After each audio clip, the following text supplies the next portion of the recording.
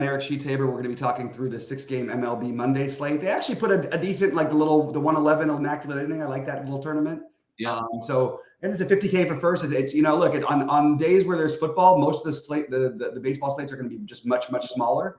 And I think on the other days they're going to have regular tournaments and all that stuff. So keeping up with that. I had a rough main slate yesterday in football and a very good showdown slate that almost was great. A little disappointed not to take it down. I know, Sheets, it was a frustrating day for you as well, and it seems like a frustrating day for everyone because everybody, even the winners, had duds in their lineup, and people were complaining and not realizing they won. I looked on Twitter; they're like, "Oh my God, I won this tournament! I couldn't believe I had a chance after I did this, and this." But it was one of those weird week ones. Anything you want to touch on from yesterday before we get into today, or do you want to just get jumped? No, I want to go straight to the baseball. Okay, let's move right into baseball and forget about yesterday for Sheets. Here we go. All right, Yankees and. So I guess I'll go real quick. There's no weather stuff today, like in terms of rain or anything.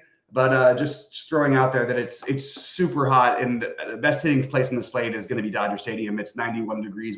These are all-time highs for Dodger Stadium night games that we're playing every day. It was 105 downtown yesterday during the day. So Dodger Stadium is definitely a good hitter's park today. So wanted to throw that out there. And then we'll jump into this. What do you like here in the Yankees and KC? Well, it's perfect day after Sheets gets crushed in football to come right out with Carlos Rodon as the most popular pitcher on the slate. Because you guys know I just don't like playing him, but he's just the best play. I mean, the pitching options on this slate are just atrocious. And he just stands out as just the best play by, as gross as this is, a pretty decent margin. So at 8,800, he's just the best. Brady Singer is one of just a whole bunch of SP2s out there. He's going to be probably the lowest owned of most of them, just because he's against the Yankees, and it's obviously a dangerous spot. But I just don't know anybody else that's any good today. So you can't really talk me off of any pitcher. Now, with that said, the Yankees are one of – I don't have them as actually the top 4, but like they're 5th for me. So I have the Yankees in there. It's not as hot as it's cooling off here a little bit. But it's Rodon, grossness, and that's where I'm starting the slate, I guess. Yeah, the Rodon play, I mean, it's going to stand out. He's got a huge K prop, and there's just not a whole lot of options here. So, definitely planning on having some Rodon. I don't know exactly how much I'm going to end up with, but I don't mind eating a little bit of the chalk. I also think if you're going to play him, maybe at that ownership, maybe you do want to get to the Yankees. They should be super low owned. The prices are hard to get to. Obviously, it's really tough to ever play Judge and Soto together, but I think the Yankees are kind of interesting, and I think that Singer is kind of interesting on the other side. I don't mind taking a shot at either side of that. I think Singer will probably end up lower owned than he's currently being projected, but I think there's upside for the Yankees, and I think Singer has enough upside. There's just enough strikeouts in there he could have a good game here. But I was a little surprised to see the Yankees all sub 10%, and I wonder if by the end of the day if that's really going to hold. My guess is that it might be a little bit higher, just hard to afford them. But yeah, definitely a 3-pronger for me. All right, Mets in Toronto. So this is probably my second favorite pitcher on the slate, and it's kind of bizarre, right? When you have a pitcher against the Mets being one of the top pitchers, but it just goes to show what there is out there. I have Bassett. Listen, when I ran my Sims or whatever. This is like 7 hours before lock, and a whole bunch of changes coming. But I have Bassett as actually my highest owned pitcher right now. As far as hitting goes, I don't really see either of these teams being great. When I ran my stuff, I wasn't really getting too much of either. Maybe I should go backwards for a second. So.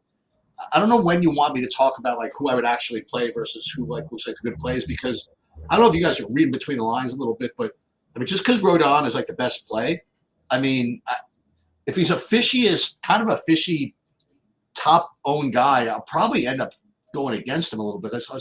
Like I'm currently when I'm simming this stuff out, getting a lot of Kansas City. You know what I mean? So yeah. So when you have like and I'm getting Singer. You know what I mean? So it's some pretty.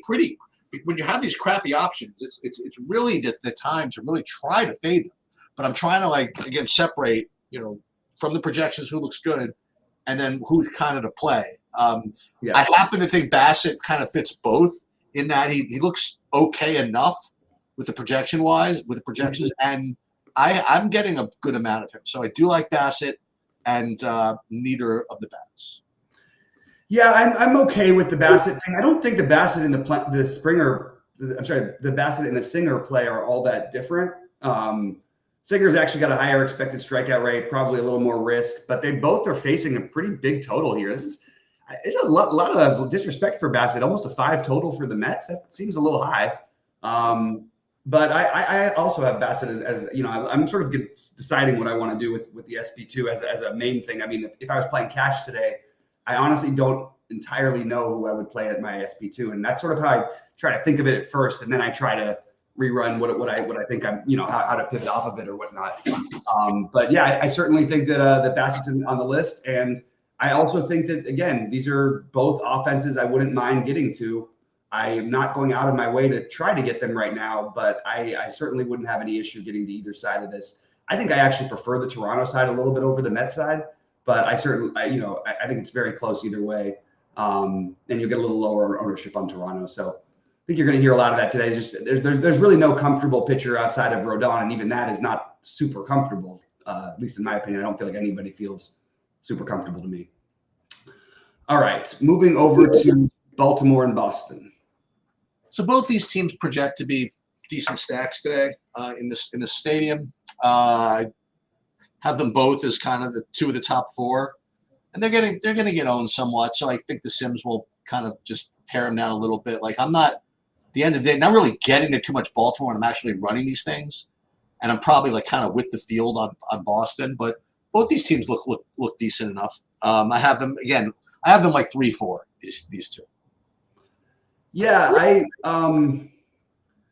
I don't know what I'm doing with this one yet because I do feel I have a little bit of interest in the bats. It's a pretty high total, but I also I just keep doing this against the Red Sox, and it always works. Like these lefties just have been really good, and he's 6,800 for Povich. He's coming off of just an absolutely massive game, and I think that he's in play, and I also think that Bello's in play. I'm going to have to narrow it down at some point, but I don't really see why I'd cross these guys off when I already feel everybody's shaky, especially the Povich side. I think I could talk myself into. Where I'm not playing Povich, I wouldn't mind getting to some of the Boston stuff, and I definitely have a little bit of interest in Baltimore. I'm going to take a quick look and see what Bello's history is, just because there aren't, they play the same division, so you'd think there would be something just to get an idea of how he's been against them. Nothing. It's not a large enough sample to really go after. Not very many strikeouts in there. But yeah, I certainly think these are two pivots off of what's going to be a chalky Cleveland and a chalky Dodgers stack. Yep. Yeah, but I personally am on the side of maybe giving Povich a chance. We've just seen the Red Sox struggle with lefties. They hit him okay actually too, but they just strike out a lot against lefties. Yeah, I was going to mention. I mean, this is their second time facing him, and it was a pretty middling performance both. You know what I mean? He was good, but he was not great. You know what I mean? It was great. It was fine. I guess the question would be if he repeated the exact performance today that he did last time. You would snag it. Yeah, absolutely. That's what I mean. Today, 18 probably wins the slate. 18 at 6,800 sounds good. Yeah, I'm with you. I think 18 at any price wins the slate today. Yeah, maybe. Yep. And it also just goes to show you. I mean, like, it's so funny, like the differences between who you can match up against. Imagine like going against Houston, then at Dodgers, and then you're like, okay, now I get the White Sox. It's just amazing how bad they are. I mean, it's really amazing. Okay, want to move on? Yeah, I'm sorry. Yeah, Cleveland and Chicago. Cantillo and Nextrini.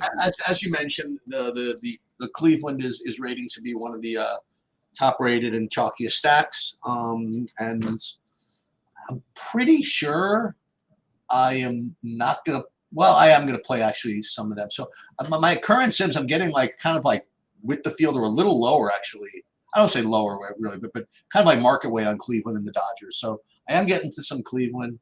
What about let me see how much I was getting of the pitcher over here, the Cantillo. Yeah, so Cantillo I was getting a pretty good amount of, like 25% when I was just running my sims and stuff. Dream matchup, as I just kind of alluded to. So yeah, I like some of him. Cleveland is fine, but they're going to be chalky, and that's what I got. Yeah, I personally am questioning this Cantillo thing. I really don't have a great feel for how many pitches he's going to throw. We've got him at 85, maybe. He came in and he pitched just an inning and 2/3 of relief the last time he pitched in the majors, and then he got called up for this one. So I guess we're counting on him being stretched out a little bit, but. And it's the White Sox, so I get the play, but I think I actually might prefer Povich, who I know at least has a leash if he has things going right. And as far as Cleveland goes, I just will have no 5-mans for me. I'm not playing I think they're going to end up probably going to end up, I guess, right with the maybe a little more popular than the Dodgers. So I'll probably avoid the 5-mans, but it's hard to ignore them entirely against this White Sox team, even in a somewhat of a bullpen game. You've got Nestrini supposed to be in long relief. Yeah, they certainly look interesting. What about the White Sox on this kind of a slate? This feels like maybe use the White Sox as a complementary stack for value. I don't see any reason why we can't take hitters against a guy who basically has gotten hit every time he's pitched before. I know the White Sox are not an exciting team, but you've got Corey Lee, probably batting 5th at 2,600. You've got a cheap Benintendi, keep Corey Julks, who should be leading off now. Some pinch hit risk there. Same with Vargas at 2.3. They're just super cheap. So I have the White Sox just as a super cheap stack that I maybe use as a side piece to one of the bigger stacks. On the one hand, you don't want to be usually messing with, as Bobby was saying, Cleveland bullpen. But on the other hand, you don't need that many fantasy points from the White Sox. So if the White Sox, if you were playing like a chalky Dodger stack against Cleveland and they put up like six runs, they probably bust, right? Mm-hmm. If you're putting up a low-owned White Sox stack against Cleveland and they put up 5 runs, they probably smash. Right. So maybe that's not the worst idea in the world. Again, the whole concept of that is that the slate itself is going to be really low scoring. So you don't need too much from your pivots. Yeah, it probably will be. The one thing I would add, though, is that, and again, I know it's not a thing that Sheets loves to do, but I like to do it sometimes in these smaller slates. You don't necessarily need to fully stack, I always point out, but I also do like the idea of there's certain slates where I really would like to get certain hitters. I'd really like to get Judge and Ohtani in the lineup today. And if you want to do that with and build out the rest of it as a mini stack for either the Yankees or Dodgers, and then use the White Sox as the complementary, have like a 4-3-1 or something like that. That's something I was playing around with in my early builds, and it certainly makes some sense to me on these kind of slates. All right. How about that Ohtani? Jesus, he just hits. I mean, it's just getting crazy, man. He's going to make it to 50-50. I didn't see what he did over the weekend. He hit a couple more. I think he's up to 46 or 47 home runs now. Somewhere, I don't know. He didn't do anything Saturday, but he hit another one yesterday. Just feels weird. It's almost feels rare that he doesn't have a day where he steals at least 2 bases or hits a home run. Right. All right, Detmers and Festa in Minnesota. So as usual, okay, this Angels team always shows up as a big kind of sim darling on slates that kind of stink, So when I'm running these things, you're getting all this Angel stuff, and the guys that Bobby loves to play, like Anthony Rendon at 3,500. Drury, who hasn't had a hit since the Eisenhower administration, 2,600. But they are showing up, so I just figured I would bring that up. They don't really look great as far as my projections go, but again, when I just kind of run the sims, that's kind of where I'm getting to.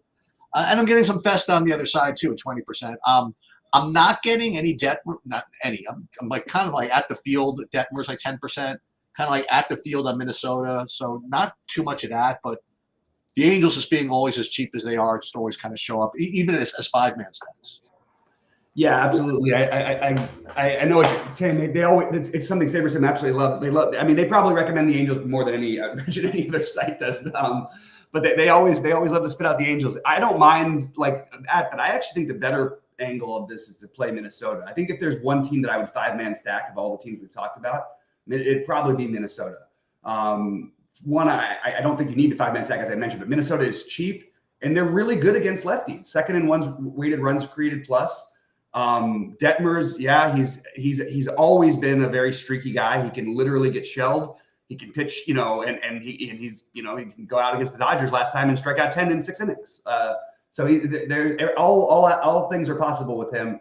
And I sort of like the Minnesota stack, the cheap Minnesota stack as a 5-man. So I will probably be lower on Detmers. I do think Festa is, I don't want to say comfortable because I don't feel comfortable with any of these other guys, but he's probably, I guess, on paper, the safer of these SP2s, just based on run totals and things like that. But I mean, yeah, I could certainly be talking to some Angels by the end of the day. It's a very strange slate. All right, let's move over to the Chicago LA game in crazy. Yeah, so I mean, what you're really supposed to do here. This is it's 90 degrees, right? I mean, you're just supposed to play the Cubs, right? I mean, that seems to be the idea. You talk about, by the way, distribution of results. I mean, I don't know if there are other teams. I have no idea. I'm just making this up, but just anecdotally, without even pulling up their game logs, it seems like they've scored like over 10 runs as much as anybody in the league. In the second half of the year, they've been especially hot. Yeah. Yeah. I mean, they just pile it on once they get it going in a game. It's like, I mean, not to mention, not that he needs it, but you got Cody Bellinger coming back to LA. You know what I mean? Like, it's they could score 10, and you know what? The Dodgers could score 10 also. This game can completely deliver. You could argue to almost like not play like a single batter until this game. I don't think especially with that weather. I don't know if I'm going to have a share of either of these pitchers. Okay, maybe just because of that class or whatever, I'll get a couple of shares of Bueller, just in case. But I'm not playing Hendricks into that nonsense, So both sets of bats look very, very high scoring today, and as a matter of fact, I don't think it's remotely close, like between like the Dodgers and like Cleveland, for example. We've done this for how long have we done this with Cleveland? They look good, and they score 7 runs and they put up no fantasy points. I mean, nobody has 10 fantasy points. I don't know if it's like that. I mean, no, or you got like Ramirez like 37 and everybody else is like 6. Right. And they always try to force in the builds without the Ramirez because he's so expensive. So it's like right. You try. This is the day that Freeman goes off, or whoever else. So, yeah. I mean, I like the Cubs. I like the Dodgers quite a bit actually. Yeah, and I think that you nailed it right off the bat with I have no idea. The Cubs total, I would have thought it was going to be close to 5 today, and it's at 4. I have no idea what's going on with that line. Is that just for the first inning? I mean, it's just bizarre. But to Bueller's credit, I guess the last 2 starts he's been significantly better. But that doesn't mean that we should be avoiding the Cubs here, who could completely go nuts. And they're not like they're like right in that mid-range price-wise. So I like this as a if you're going to stack the Dodgers, maybe you play 4-4 with the Cubs or something like that. I think that seems like a good enough way to get different to me. If you could find the right pieces to fit in. I kind of do like that idea the best. Like I said, if I'm a 5-man stacking anybody today because of the ownership with the Dodgers and Cleveland, I'm not doing those 2 teams. I think that Minnesota is my, to sort of, round it out. Minnesota is probably my favorite to 5-man. My favorite for actually where I'll get bats from will be the Dodgers, Cubs, Boston, Baltimore, and then maybe the cheap White Sox. I may just say F it and throw 1 Yankee stack in, but I'm not sure yet. Rodon, I have Rodon, Povich, and Festa as my 3 top pitchers. You could easily, after Rodon, argue that Singer, Bassett, the whatever his name is, the Cantillo, from Cleveland. You could argue these guys, Detmers, Bueller. I just don't have a very strong take on this pitching slate. I just think you kind of want to, I guess to me, maybe I'm going to side with the spending down at SP2 and maybe at SP1 too, just because I don't think anyone is in that great a shape outside of Rodon, projection-wise even. Nobody's got a strikeout rate expected above 5.3, and other than Rodon. And on these kind of slates, I think if I can spend down at pitching and maybe spend up for the bats that I want, that's probably how I'm going to end up doing it. But it's certainly not a comfortable pitching slate. And the fact that the season's coming closer to an end and you don't really know how much of a leash some guys are going to have in general, it feels even worse like that. I do think that the pitcher with the longest leash outside of Rodon is Bassett, but he's even projected at only under 90 pitches today, which Bassett is always projected like at 97, 98 because he always throws deep into games, but hasn't as much lately. So I was a little surprised to see that. So yeah, we'll be live at 6. We'll go over it, but it's definitely kind of a tricky slate pitching wise, at least as far as I can see. I'm a little tilted. I just saw a thing that DeGrom was going to be coming back next week. Yeah, and then I'm like, ooh, maybe I make a run, but they're dead already. I can't believe it's the Rangers. I can't believe it's already we're through 144 games already. Right after we did the bet thing, they lost like 10 in a row, Brutal. and then they won a bunch. They've been hot since then, but it's too late to catch up. It's too late. Oh, that's brutal. They were a few games back. I can't believe there's 144 games already been played. I know. I'm kind of happy that it's winding down a little bit, just because football. Then we've got basketball going to start. I know I'm going to have to spend a lot of time on that. We got to start. We got to start saving money for tickets, dude. Oh, absolutely for the series. Yeah, we got to start. We both should have. I mean, especially you should have some clout with DraftKings, and I'm gonna talk to I get. You know what? I get nothing from DraftKings. Yeah, absolutely. You can. I've cashed in on so much more than you have, and maybe I've played longer than you have. But you know what? I'm so addicted to all this MMA stuff. I always ask for the MMA stuff. Oh, that's what it is. That's right. Yeah, but yeah. Well, we'll see. I mean, the first thing we have to get Mrs. Sheets out of her knee surgery properly before I can go anywhere. So we'll see what happens. That's the end of September. So when's the World Series if it happens? It's end of October probably, right? Yeah, end of October. Maybe. We'll see. We'll see. I hope so. Let's get some wins first. So wait, so what does it look like here? So we have the Dodgers. They have the best record, or it's really close, huh? Yeah, they're close right now. So they're still showing it up. Dodgers and Phillies are within a half game of each other. Milwaukee's 3 behind them, and then Yankees and Cleveland and Baltimore. Really, they held this the whole year, huh? They worked that. Baltimore, Yankees, Cleveland are the Yankees might not even win the division. Check that out. Good for Baltimore. Yeah, I think that I think they're both good teams, but I think Baltimore's a really good team and certainly deserving. But the thing is, it's like, here's a dumb question. Like, where is the pitching in the American League?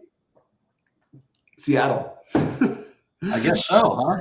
Yeah, they don't score any runs, and somehow they're probably they have a chance of making it. But are they even going to make the playoffs? I mean, they could make it still. They're what 4 games back? How many teams? How many wild cards? There's 6 total teams. They gotta beat. Yeah, they gotta make up on Minnesota. They gotta get 3 full games. That's tough. On Minnesota or Kansas City or Houston, but the one thing is that they'll play these teams down. They'll play their teams in their division. They'll play the Houstons down the stretch. So Kansas City right now is in the playoffs, and I've got them at 90-1 to win the World Series. Let's go. Let's go. I love it, and that's all you need. I got my pitching staff ready. I don't know exactly what it's going to look like, but yeah, it's going to be Reagan's hopefully pitching every game. But if it can't be that, then we're going to have Lugo, and who's the other guy before Singer? I don't think they have another guy before Singer. Oh, that's right. I was hoping that Marsh would step up. No, okay. So it's gonna be those 3 plus some Marsh bullpen game, right? Yeah, and it's all gonna be on the Singer, man, because Singer's been great this year. He's the only one of their pitchers they don't give run support to. Reagan's gonna get hit the job done. Lugo's gonna be Lugo. Probably gonna win, maybe a loss too, and then you got to get that bullpen game out of Marsh somehow. Yep. Yeah, it's fair enough. It'll be, dude. They've got a chance. I mean, there's nothing. I think it's it's the playoffs. It's everything. Anything can happen in baseball. It's ridiculous. What's the are the Astros going to win their division? Yeah, it looks like it, but it's not over yet. I mean, they could still. They have a series coming up with Seattle where a little sweep. And who are their pitchers again? Hunter Brown, Valdez, and Verlander, right? Yeah. Nobody it's not some of the years past where it's not the same Verlander as the years past though. Yeah, so I guess Valdez would be the ace, and then Brown, and then Verlander, I guess. Yeah. Do you think they would give it to Verlander just on backlash and let him start this first game of his I series? think it would depend on the matchup. If it was a lefty heavy team, I think they would go Valdez. If it was do you think they would start Verlander before Hunter Brown? Probably not at the moment, but depends on his last two starts. I think that would be a mistake if they did. I think it would depend on his last two starts probably, and maybe his history, because he's pitched for so long. He's got a history with almost all these teams, so they probably would look at stuff like that, I would guess. What are the rest of these teams pitching? Baltimore's got nobody, right? And then the Yankees have Rodon, Cortez, Cole. Yeah, that's pretty strong actually. So Cole, Cortez, Rodon, and who's the fourth again? Stroman, right? Yeah, I don't know. Stroman's been so bad that he might work his way out of that thing.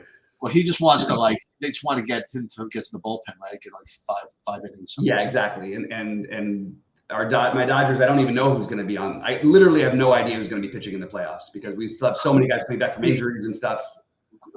Cleveland has BB's not coming. Not BB. Bieber's not coming back for Cleveland, right?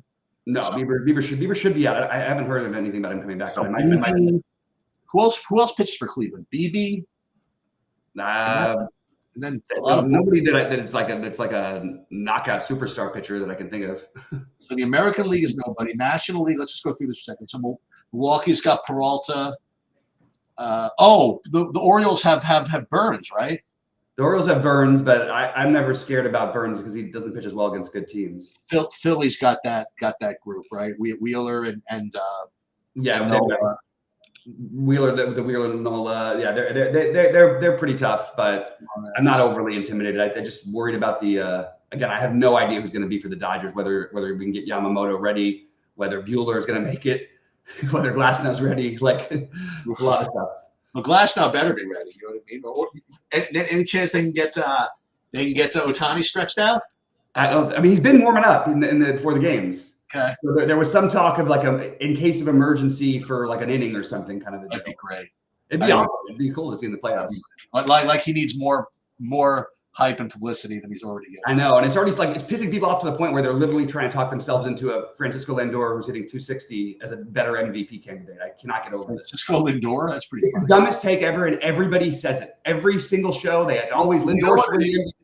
I think it's sort of like what they do in golf betting, by the way, like on DraftKings, is they start off with everybody's got their money lines or whatever, and then once it's clear that Scheffler's winning or whoever is winning, they put like other odds like win X Scheffler, or win a. That's what I think they meant with Lindor, right? Like they know that it's so no. They were saying how can Ohtani get over him? Lindor's got a higher WAR, which by the way is the most flawed stat in the history of sports. But everybody thinks that WAR means everything. It's like when Trout when they wanted Trout to. Everybody freaked out that Trout didn't win when Cabrera had the Triple Crown. If you win the Triple Crown, you get the MVP. You go 50-50, you win the MVP. You just do. Baseball's always been the numbers game, and that's just the way it's going to be. You could argue it with all. Well, they already listen. They're already going away from it. Nobody cares about batting average anymore, I guess. So but someone wins a Triple Crown. They're just.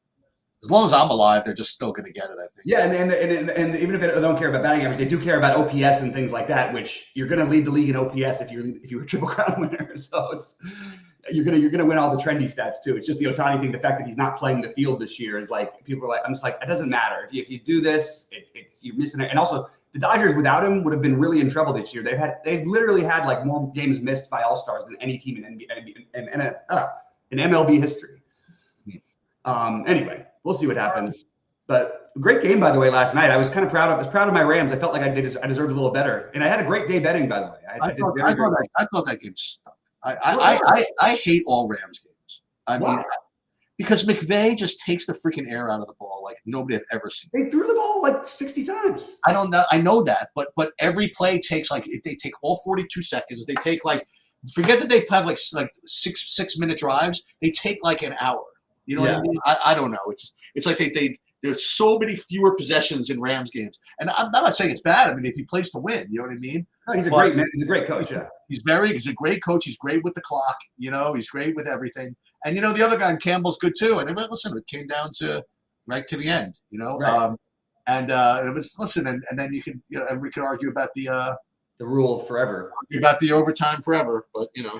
But yeah, I mean, I don't think it's too much to ask. I don't feel bad about it. I mean, look, you got to get a stop. If you can't get a stop on a touchdown on the first drive, maybe you don't deserve to win that game. That's totally fine with me.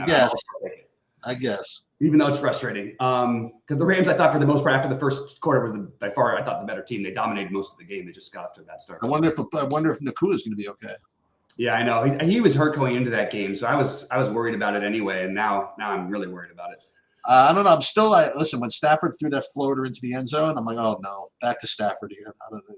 Dude, I think that you think it's worse of Stafford. I think he's awesome. I think he's really. I know. That's what I'm saying. But then when he threw that interception, that floater in the end zone, I'm like, oh no, back to old Stafford again. Oh yeah. That was just a really stupid thing to do. But yeah. Other than that, I thought he played a great game. All the look away passes. Hey, listen, for it took what 2.5 seasons for us to finally catch Jameson Williams, right?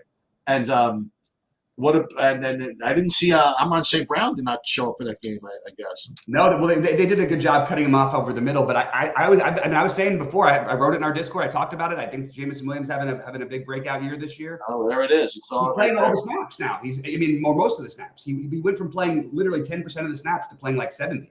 So I'll take it.